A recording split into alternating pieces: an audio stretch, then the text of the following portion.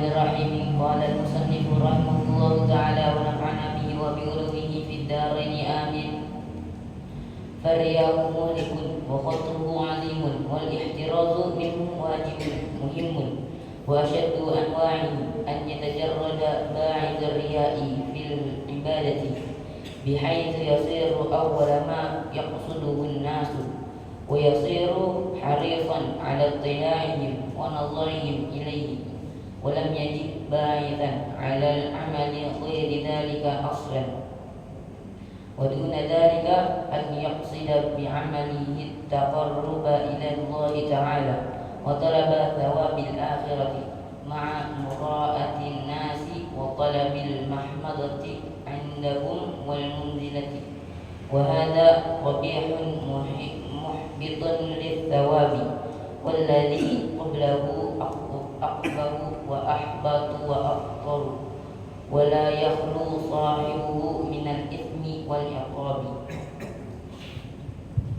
Assalamualaikum warahmatullahi wabarakatuh.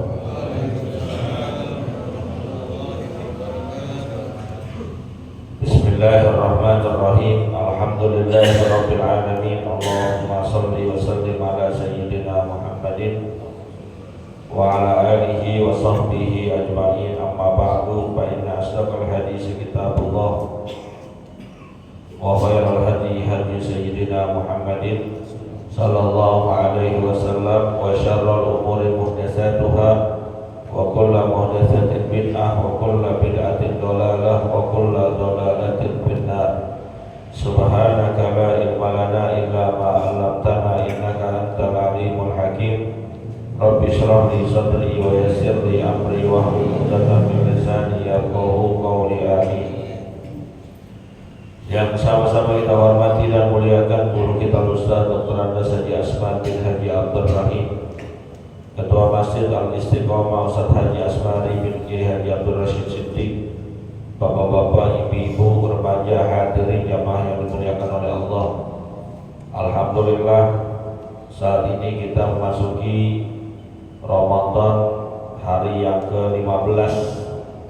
Berarti insya Allah nanti malam saat kita witir pada rakaat terakhir itu membaca doa kunut.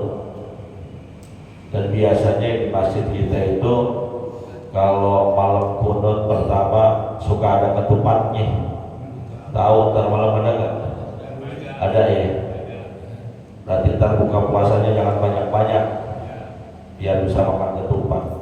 Karena nggak terima bawa pulang begitu ya, makan di tempat. Hadirin yang dimuliakan oleh Allah Subhanahu wa taala, melanjutkan kajian kita. Bismillahirrahmanirrahim. Parriya'u muhlikun. Sikap dan sifat riya itu membinasakan dan juga menghancurkan. Wa khatruhu azimun, dan bahayanya itu besar. Wal ihtirazu minhu wajibun minhu. Menjaga diri kita agar tidak terjerumus kepada sifat riya itu adalah wajib, karena meninggalkan sesuatu yang dilarang adalah kewajiban. Riya sesuatu yang sangat dilarang karena merugikan, membinasakan amal kita. Selain itu, sifat dan sikap riya juga membuat malas ibadah. Kalau di depan orang rajin, di belakang orang males-males. Di depan orang yang kita pengen cari pujiannya, yang kita tuju penglihatannya, oh paling depan. Tapi giliran orang yang nggak ada, bukan cuma paling belakang, kagak nongol. Awas, itu bisa termasuk bagian dari sifat riya, bikin malas ibadah. Makanya Allah Subhanahu wa taala firmankan dalam surat An-Nisa ayat 142, mensifatkan orang-orang munafik. Berarti sifat riya itu sifatnya orang munafik. A'udzubillahi minasyaitonir rajim. innal munafiqina wal munafiqati yuhadi'una Allah wa huwa khadi'uhum. Sesungguhnya orang munafik baik laki-laki maupun perempuan, mereka mengira bisa menipu Allah, membagus-baguskan amalnya di depan orang, tapi di belakang orang dan berantakan kerjaannya. Mereka mengira bisa menipu Allah, wa huwa khadi'uhum, padahal hal keadaannya dia sendiri yang menipu dirinya. Yang ditipu bukan Allah, justru dirinya sendiri yang dia tipu. Wa idza qamu ila salati qamu kusala. Orang munafik, orang dia apabila mengerjakan sholat, mendirikan sholat, mendirikannya ogah-ogahan, males-malesan.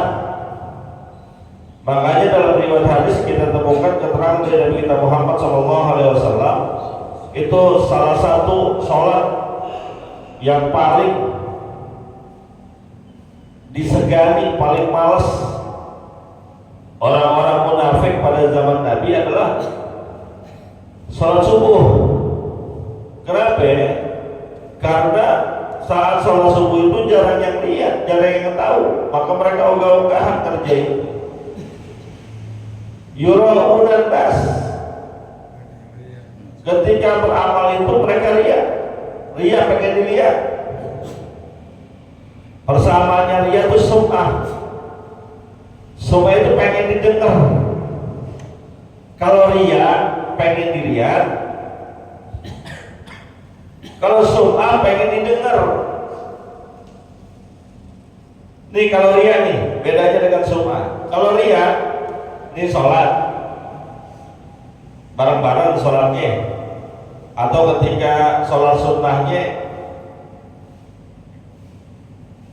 cakep banget kerjaannya, lama banget, karena orang pada lihat itu. Dia datang ke masjid, sholat sunnah tahiyatul masjid, cakep banget sholatnya, bacaan surahnya juga nggak tanggung-tanggung, Yasin dibaca, panjang banget kan, Yasin 83 ayat. Orang udah komat dia belum kelar. Turia tuh pengen lihat, cakep banget sholat itu, khusyuk banget kelihatannya, matanya nunduk kayak ke bawah. Turia. Kalau sum'ah sama, cuman sum'ah itu pengen didengar. Orang nggak tahu sebetulnya amal perbuatannya, cuma dia ceritain aja. Lagi ngobrol gini nih, alhamdulillah semalam saya bisa sholat tahajud 1 juz. Orang nggak tahu, cuma dia sengaja menceritakan itu biar yang lain pada dengar, biar yang lain pada tahu. Atau dengan cara kepoin amal temennya. Ente tadarus Al-Quran udah berapa juz? Ini udah hari ke-15, udah berapa juz? Ya saya sih baru 15 juz, orang sehari 1 juz. Ya alhamdulillah nih saya ya, hari ini dia udah hantam 2 kali. Awas, kan orang nggak tahu sebetulnya dia udah hantam 2 kali. Diceritain amalnya supaya orang dengar dia juga. Ente semalam terawih di mana? Gue sini istiqomah aja dah, yang imamnya ngempot. Sini imamnya ngempot nggak? Enggak kan ya? Ya Pak, sini imamnya ngempot nggak? Standar ya Pak ya? Nggak kelamaan, nggak kecepatan kan? Kalau yang kecepatan bilangin aja sama pengurusnya biar direm. Nggak apa-apa ya, karena kan sholat berjamaah itu supaya nyaman, jangan kelamaan dan kecepatan. Kalau ada kecepatan, ya kecepatannya standar ya. Terlalu cepat sampai hampir gak ada temanin aja, bilangin pengurusnya. Ada Ustaz Haji Asmari tiap hari standby, bilangin Pak Haji kayaknya cepet banget imamnya. Kalau dari ini batuk biar banyak.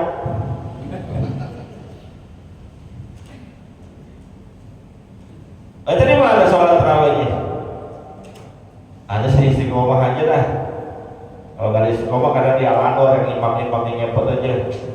Anda nih ya, alhamdulillah dari malam pertama Akhirnya malam sholatnya di Masjid Anak tuh yang 1 juz gitu. Kan kita nggak tanya tuh, kita nggak tahu tuh, diceritain supaya apa? Supaya orang dengar tuh bagian dari ya, jalurnya sum'ah. Sum'ah itu sami ayasma'u tuh dengar.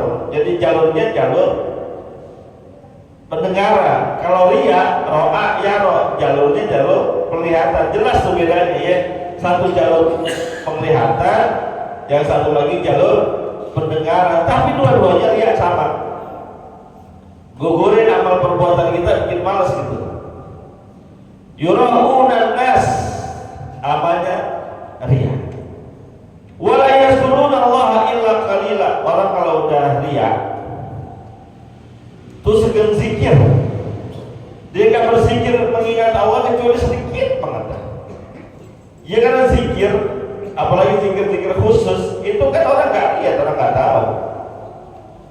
Jadi gak begitu pengen mengingat Allah, karena yang dicari adalah penglihatan dan penghargaan manusia. Kurang amalnya. Makanya Nabi Muhammad SAW suatu ketika bertemu dengan sahabat-sahabatnya yang lagi pada ngobrol. Nabi itu orang yang sangat open. Disamperin sama Nabi, lalu ditanya, baik, ini ngumpul-ngumpul lagi ngobrolin apa? Oh, kita kalau ngumpul-ngumpul ngobrolinnya apa? Biasanya kita kan kalau ngidul ya, kadang tentang kerjaan, terkadang tentang berapa? Pulang kampung, yang punya kampung, kadang ngobrolin menu buka puasa, terus buka puasa pakai apa gitu ya. Tuh obrolan kita tuh. Ini sahabat Nabi ditanya sama Rasulullah, ini pada ngobrolin apa nih ngumpul-ngumpul? Mereka menjawab, kami lagi ngobrolin tentang bahayanya fitnah Dajjal. Dajjal tahu ya, makhluk Allah yang nanti bakal muncul di bumi pada akhir zaman. Itu bahaya tuh, karena orang kalau ketemu Dajjal, apalagi terkena godaannya, nggak pakai hitungan hari, detik itu juga bisa jadi orang kafir. Paling lama pagi beriman, sore kafir, atau sore beriman, besok paginya udah kafir. Itu paling lama tuh kalau ketemu Dajjal, dahsyat luar biasa. Tapi apa jawaban Nabi? Inna akhwafa ma akhafu alaikum, sesungguhnya yang paling saya takutin di antara kalian bukan fitnah Dajjal, walaupun bahaya. Kita tuh takut dengan fitnah Dajjal. Memang Nabi minta kita berlindung dari kejahatan fitnahnya Dajjal. Tapi di antara sesuatu yang ditakutkan oleh Nabi, sesungguhnya yang paling aku takutkan terjadi pada diri kalian bukan fitnah Dajjal, walaupun itu membahayakan. Yang paling aku takutkan adalah asyirkul khafi, syirik yang tersembunyi. Kira ya Rasulullah wa ma huwa, ditanya oleh para sahabatnya yang dikasih tahu tentang syirkul khafi. Syirkul khafi apa ya Rasulullah? Jawaban Rasulullah, ar-riya. Syirik khafi adalah perbuatan riya. Pertanyaannya, kenapa Rasulullah lebih takut riya daripada fitnah Dajjal? Karena fitnah Dajjal munculnya, datangnya entar akhir zaman, satu waktu doang, blek. Ketika nanti Dajjal mati dibunuh oleh Isa ibnu Maryam sesuai dengan perintah Allah Subhanahu wa Ta'ala, muncul juga Imam Mahdi, maka Dajjal selesai. Cuma itu doang. Tapi yang namanya syirkul khafi, Ini Nabi ngomong di depan sahabatnya, orang yang rajin ibadah, orang yang dekat Nabi, orang yang terus terhadap Nabi, yang setia dengan Nabi, berjuang bersama Nabi, yang diantara mereka sudah dipastikan masuk surga. Nabi udah ngomong tuh.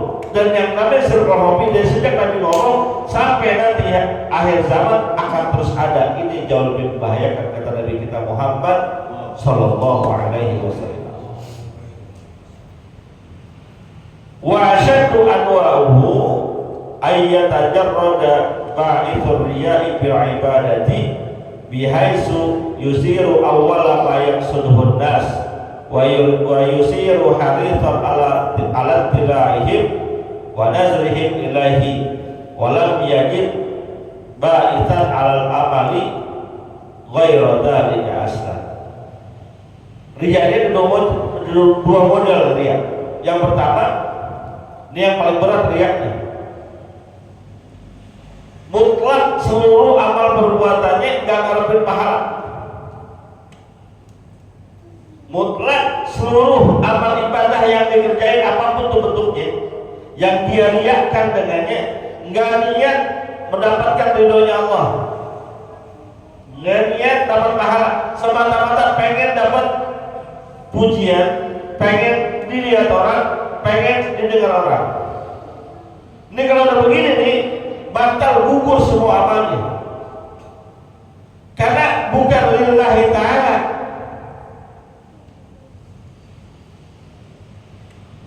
Kita kan diajarin tuh kalau mau ibadah ada niatnya. Subuh misalnya, usolli fardhus subhi rakaataini mustaqbilal kiblati, adaan ujungnya apa? Lillahi ta'ala, untuk Allah kita ibadah.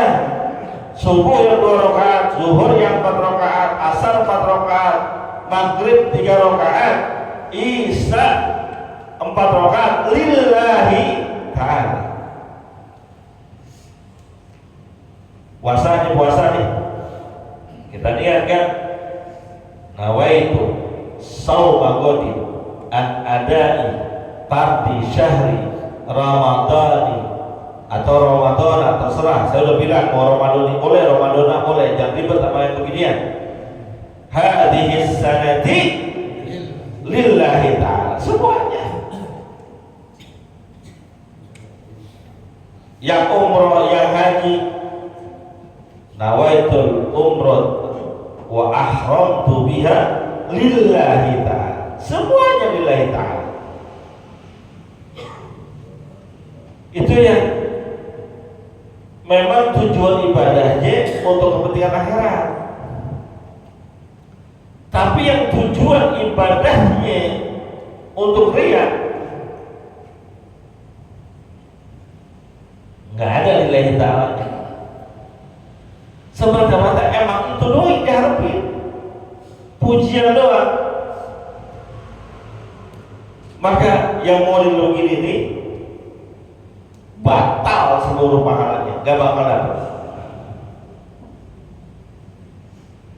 Yang kedua, waluna dalika, yang di bawahnya itu level keduanya. Tentu level pertama dia tuh bahayanya dahsyat luar biasa. Level keduanya, ayyak sudah bi'amalihi at-taqarruba ila Allah ta'ala wa talaba sawabil akhirah ma'a muradatin nas wa talabal mahmadah indahum wal manzilah. Yang kedua, dompleng niatnya, ada tujuan akhirat, beramal ibadah tujuannya taqarrub ila Allah, mendekatkan diri kepada Allah. Tapi di saat yang bersamaan ada tujuan yang lain, yaitu penglihatan manusia, pujian manusia, mengharapkan kedudukan di mata manusia. Dompleng yang begini nih, walaupun amal ibadahnya dikerjain, pahalanya ada, tapi akan berkurang. Kalau yang tadi yang pertama murni riya, nggak ada tujuan karena Allah, semuanya karena dia. Yang karena dia semuanya batal, pahalanya nggak ada. Tapi yang begini yang kedua, ada tujuan akhirat juga, tapi pengen kepentingan dunia, maka pahalanya berkurang. Berapa persen berkurangnya tergantung kadar riya yang dia terapkan dalam amal ibadah. Bisa 50%, bisa 75%, bisa 80%, tergantung kadar riyanya besar atau sedikit. Wa hadza qabihun muhbitun lit-thawab walladzi qablahu aqbaha wa ahbata wa akhta. Mau yang pertama, mau yang kedua, sama-sama perbuatan tercela, perbuatan yang gak bagus. Namun yang pertama, yang tadi itu murni riyanya 100%, itu jauh lebih jelek, jauh lebih menggugurkan dosa dan menggugurkan pahala amalnya, jauh lebih membahayakan.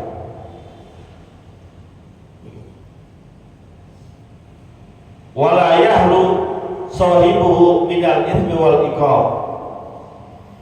Dua model tadi, mau model pertama mau model kedua, orang riyanya tetap dua-duanya dapat dosa, dua-duanya bakal dapat azab dari Allah jika ketika dikalkulasikan seluruh amal perbuatannya ternyata pahalanya lebih sedikit dibandingkan dosanya.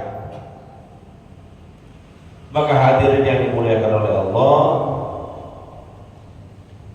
perbaiki amal kita, perbagus ibadah kita, bukan saja dari cara pengerjaannya, tapi di level yang paling dasar, niatnya. Maka itulah sebabnya an-nutqu binniyah, mengucapkan lafal niat itu, walaupun memang Nabi nggak ngajarin, tetap dianjurkan. Kenapa? Untuk membantu hati lillahi ta'ala nya tadi. Orang zaman sekarang kan main simpel aja, Nabi nggak ngerjain, Nabi nggak nyuruh, nggak usah, bid'ah dong. Makanya sebagian teman-teman kita bilang niat yang dilafalkan bid'ah, sebagian. Tapi sebagian ulama mengatakan niat itu ada kegunaannya, membantu hati, membantu pikiran. Termasuk ketika kita sholat usolli itu supaya hati kita tetap fokus, yang ujungnya lillahi ta'ala itu. Makanya kalau kita nih mau ngamalin lafal niat yang benar, jangan selagu-lagunya baca, pahami yang kita baca itu untuk nuntun hati. Usolli fardhu subhi rakaatain mustaqbilal qiblati adaan makmuman ataupun imaman lillahi ta'ala. Tetapin itu supaya dari awal perbuatan sampai akhir, bahkan sampai selesai, lillahi ta'alanya enggak berkurang. Al-Imam Ghazali rahimahullah ta'ala anhu sebagai sebuah penutup dalam kitab Minhajul Talibin dikatakan ada dua amalan hati, kerjaan hati yang sangat membahayakan, yang kalau bisa jauhin itu, jangan nempel di hati kita. Pertama, al-ujub, bangga dengan amal perbuatan kita, bangga dengan karya-karya ibadah kita. Alhamdulillah Ramadan ini gak nyangka ya saya bisa khatam Quran. Ini ngomong dengan dirinya sendiri, gak ngomong ke orang, enggak. Cuman ada ujub, ada bangga. Alhamdulillah Ramadan tahun ini nih, baru hari 15 saya udah khatam Quran 5 kali. Gak nyangka saya ngomong sama diri sendiri itu ujub. Gak nyangka alhamdulillah Ramadan tahun ini saya bisa banyak sedekah, taraweh pol, ujub tuh. Yang kedua, yang bahaya juga adalah arya, sifat ria. Mudah-mudahan Allah jauhkan dari sifat-sifat yang membahayakan. Al-Fatihah.